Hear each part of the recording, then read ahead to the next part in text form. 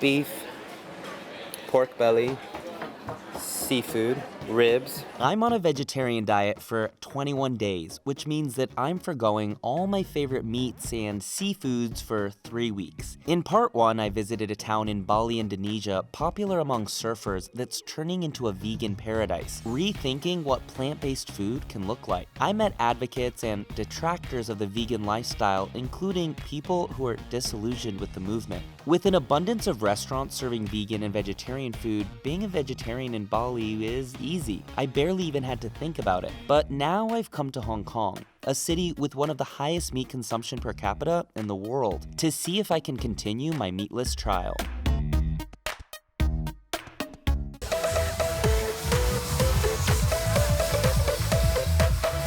Chicken, fish, chicken. Do you have vegetarian? The pineapple. Oh, just the pineapple? So they just said no, and they kind of almost laughed at me too. I don't know why it was so funny.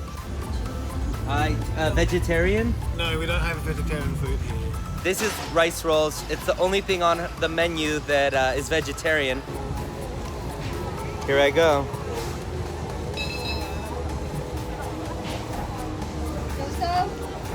Very plain. Of course, eating vegetarian or vegan is possible here, but it'll take a lot more planning and willpower. Manabu Gupta lives in Hong Kong and has been a vegetarian his whole life. I meet him at a vegetarian restaurant in the heart of Hong Kong's Central District. Meat today has been presented as a product that makes you feel more like a man, more like a human, gives you more protein, it's nutritious, whereas plant-based foods is the food of the animals. It's the food that you should let the animals eat, and thus you should eat them. He thinks a lot of what we eat comes down to social acceptance. If you go out to a restaurant, you're eating with your peers, they think that if you're eating vegan or veg, it's almost emasculating in many ways. So a lot of people choose to eat meat or consume meat, even though they sometimes would be open to consuming the plant-based alternative. He's so passionate about the vegetarian lifestyle that he's now investing in startups through a food accelerator. He ultimately wants to remove animals entirely from the food system. From startups to celebrities, vegetarian and vegan diets are being promoted in unprecedented ways. Despite the popularity of the movement, though, the global average of meat consumption per capita has increased by around 44 pounds since 1961, with developed countries accounting for the lion's share. Rising incomes in countries like China and Brazil also mean meat consumption has gone up dramatically, with the exception of India due to its lacto-vegetarian diets. And global meat production has gone up by over 400% overall in the past 5 decades to meet the demand. It's going to be a tipping point in 5 to 10 years.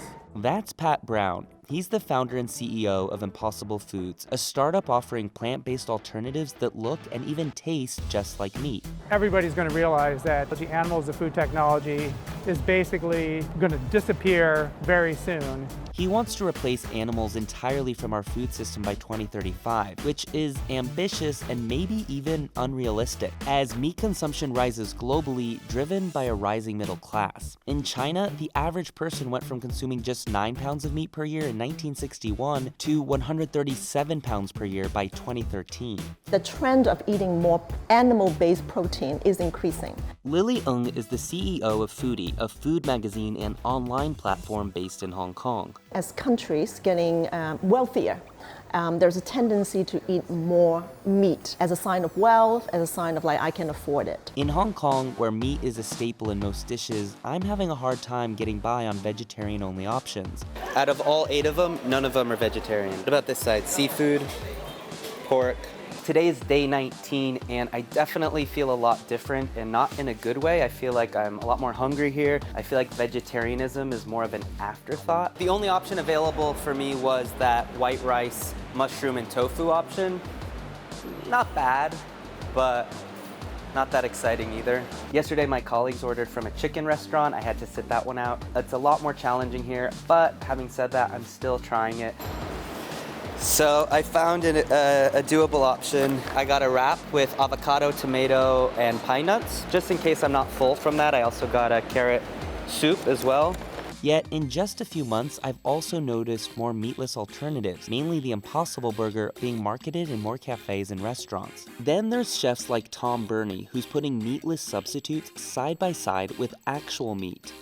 On this side, we're using Omni pork. Wow, it looks the same. It looks very similar. As we want to eat more vegetables, I think plant-based protein or plant-based meat is a very good way of incorporating vegetables in our regular diet. She thinks more chefs need to embrace meatless alternatives to be creative and find food concepts that look and taste good. My 21-day journey as a vegetarian is coming to an end.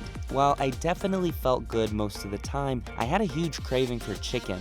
I also noticed the importance of my environment. In Bali, it was easy. I enjoyed it even. But in Hong Kong, it was a pretty big challenge. And while I didn't decide to make this a permanent lifestyle, the experiment made me question how much meat I need to be consuming and ultimately break the idea that most of my meals need to include meat. There is even a label for my newfound realization, called flexitarian. It's someone who eats primarily plant-based but occasionally eats meat and dairy products too. Okay, you could argue that the term is less of a diet per se and more of a lifestyle, and it's true. But if choosing to consume less meat overall could have a positive impact on our planet and potentially our physical health too, then maybe it's a label I can get on board with.